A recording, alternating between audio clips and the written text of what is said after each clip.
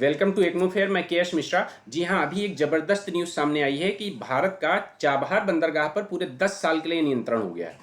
10 साल के लिए भारत का जो चाबहार बंदरगाह है वो भारत का हो गया है। जी हाँ, ये न्यूज़ बहुत ही ज़्यादा महत्वपूर्ण है और ध्यान दीजिएगा, ये न्यूज़ ऐसे समय में आई है जब ईरान और इजराइल के बीच इतना ज़्यादा कॉन्फ्लिक्ट चल रहा है। तो भारत ने सभी को इग्नोर करके सिर्फ अपने बारे में सोचते हुए ये निर्णय लिया है और ये दिखाता है कि भारत रणनीतिक रूप से अंतर्राष्ट्रीय लेवल पर कितना मजबूत देश बन के बाहर उभरा है।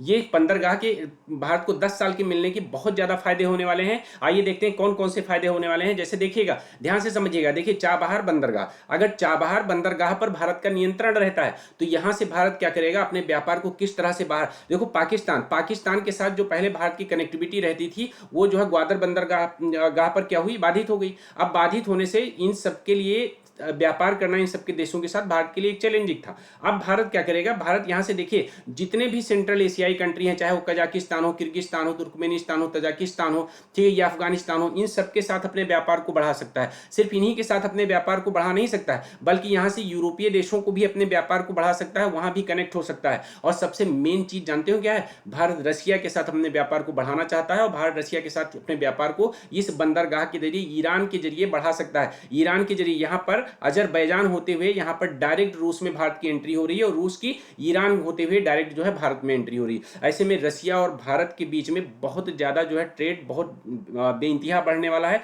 इससे इनकार नहीं किया जा सकता। तो ये भारत के लिए, ध्यान दीजिएगा। देखिए, अभी तक क्या था कि भारत जो है जैसे अफगानिस्तान को या बाकी इन देशों को जो है जब ट्रेड करता था तो उसको क्या था, उसको अफगानिस्तान और जो है पाकिस्तान और अफगानिस्तान से होकर गुजरना पड़ता था। बट पाकिस्तान के साथ रिश्ते सही ना होने से और अफगानिस्तान की स्थिति सही ना होने से ये हमारा पूरा ट्रेड बाधित हो गया था। अब भारत का पूरा ध्यान केंद्रित था चाबहार बंदरगाह पर। तो चाबहार बंदरगाह भारत को 10 साल के लिए लीज पे मिल गया है। अब आप लोग ये सोच रहे होंगे कि 10 साल के लिए जो लीज पर भारत को मिल गया है तो आखिरकार इसमें नया क्या है, क्योंकि 2019 में भी भारत को जो है भारत ने डील साइन की थी चाबहार बंदरगाह के लिए। तो इसमें नया क्या है मैं आपको बताता हूं। देखिए, जब 2019 में भारत ने ये डील साइन करी थी तो उस समय भारत का पूरे बंदरगाह पर नियंत्रण नहीं था। उस समय भारत का सिर्फ एक टर्मिनल पर, जो शाही टर्मिनल करके था, वहां पर जो है नियंत्रण था। और जो है इसके अलावा क्या था, वो डील हर साल रिन्यू करनी पड़ती थी। 2019 वाली डील क्या थी, वो हर साल रिन्यू करनी पड़ती थी। अभी क्या हो रहा है, अभी जो है जो ये एग्रीमेंट हुआ है, ये एग्रीमेंट में 10 साल के लिए भारत का बंदरगाह ये हो गया है। और साथ में ये जो 10 साल के बाद डील होगी ये ऑटोमेटिक रिन्यू होगी, इसके लिए केंद्रीय मंत्री सर्बानंद सोनोवाल को ईरान भेजा गया और फिर ये डील साइन हुई। अब देखिए, इस डील को साइन होने से भारत को क्या क्या फायदे होने वाले। देखिए, जैसे ये ईरान का हिस्सा है, अब भारत डायरेक्ट यहां से जो है कनेक्ट करेगा ईरान को, और ईरान से यहां अजरबैजान होते हुए डायरेक्ट रशिया को कनेक्ट करेगा, और पूरे रशिया को जो है भारत रशिया के साथ व्यापार कर सकता है और रशिया भारत के साथ पूरा व्यापार कर सकता है। अब इसको जो है पाकिस्तान और अफगानिस्तान या चीन का सहारा लेने की या इधर से इतना लंबा रूट तय करने की जरूरत नहीं हुई। ये सबसे शॉर्टेस्ट, अब तक का सबसे शॉर्टेस्ट रूट होगा जो रशिया के साथ कनेक्ट करेगा। ठीक है, इसके अलावा क्या था, जैसे जब अभी इंडिया मिडिल ईस्ट कॉरिडोर की जो है अनाउंसमेंट हुई थी G20 में, तो ईरान ये सोचने लगा था कि अगर जो है वो कॉरिडोर बन जाता है तो हम अलग थलग पड़ जाएंगे। अब इससे ईरान भी जो है एक हिसाब से सिक्योर साबित हो रहा है, उसको भी ये नहीं एहसास होगा कि जो हमको अलग थलग छोड़ दिया जाएगा, और यहाँ से जो है ये व्यापार बहुत बढ़िया से बढ़ेगा और रशिया जो है भारत का आने वाले समय में बहुत बड़ा व्यापारिक पार्टनर बन के उभर सकता है। ध्यान दीजिएगा। और सिर्फ यही नहीं, इन देशों में भी भारत जो है क्या करेगा, अपना ट्रेड बढ़ा सकता है, साथ में इधर भी भारत अपना ट्रेड बढ़ा सकता है। और रशिया के साथ सबसे बड़ी कनेक्टिविटी, इधर जो कुछ देश थे जिनसे जो है भारत के जैसे संबंध नहीं अच्छे थे, वो सबको बाईपास करके, और भारत को अब ध्यान देना, अब भारत को व्यापार के ना पाकिस्तान पर निर्भर रहना है ना अफगानिस्तान पर निर्भर रहना है, अब डायरेक्ट ईरान के साथ जो है। और ध्यान दीजिएगा, हाँ, इसमें जो भारत के साथ चुनौतियां आ सकती हैं वो क्या आ सकती हैं भाई, ईरान के साथ इतना बड़ा इन्वेस्टमेंट करने के लिए, जैसे ध्यान दीजिएगा, आगे मैं बताता हूं आपको। यहां पर जो है जो ये निर्णय लिया गया है, ये बेसिकली जो एग्रीमेंट साइन हुआ है वो India ports global IPGL limited, ठीक है, लिमिटेड के साथ, और साथ में ports and maritime organisation of Iran PMO के साथ साइन हुआ है। और IGPL ने साथ में ये भी कहा है कि यहां पर 120 जो है मिलियन डॉलर का इन्वेस्टमेंट करेगा। अब ध्यान दीजिएगा, भारत का अब तक का अगर मैं देखूं, भारत में लगभग में वहां पर 370 मिलियन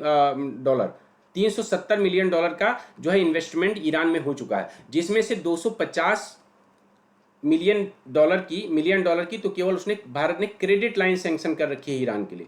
ठीक है, क्रेडिट लाइन। अब इसमें ये प्लस पॉइंट हो जाएगा, $120 का मिलियन डॉलर का इन्वेस्टमेंट और बढ़ जाएगा। ऐसे में क्या हो सकता है, कुछ यूरोपीय कंट्रीज थोड़ा सा, चूंकि ईरान के ऊपर बहुत सारे सैंक्शन लगे हुए हैं, तो इस तरह से भारत के लिए थोड़ा सा चैलेंजिंग हो सकता है। और अमेरिका ने भी ईरान पे बहुत सारे सैंक्शन लगा रखे हैं, इसलिए ये पॉसिबिलिटी है कि अमेरिका नाराज हो जाए। लेकिन हाँ, भारत ने इसका तोड़ पहले निकाल रखा है। भारत ने अमेरिका से पहले से बातचीत कर रखी है कि आप किसी भी तरह के ईरान के ऊपर अगर सैंक्शन इंपोज करते हैं तो ध्यान दीजिएगा कि चाबहार बंदरगाह पर उन सैंक्शंस का कोई प्रभाव नहीं पड़ना चाहिए। ये बहुत बड़ी भारत की रणनीतिक जीत है और इसको ध्यान दीजिएगा, आने वाले समय में भारत का व्यापार बहुत ज़्यादा मध्य एशिया के साथ साथ यूरोप और यूरोप के साथ साथ जो है रसिया के साथ बहुत ज़्यादा व्यापार बढ़ सकता है। ये बहुत अच्छी भारत की स्ट्रेटजिक जीत है, इसको आप इस बात से आप इनकार नहीं कर सकते। ठीक है, तो ध्यान दीजिएगा। इसके साथ ही मैं आपको बताना चाहूँगा कि जो है, अगर आप मेरी डेली ये क्लास करंट अफेयर और मेंस प्री प्लस मेंस की एडिटोरियल एनालिसिस के साथ 8 बजे होती है,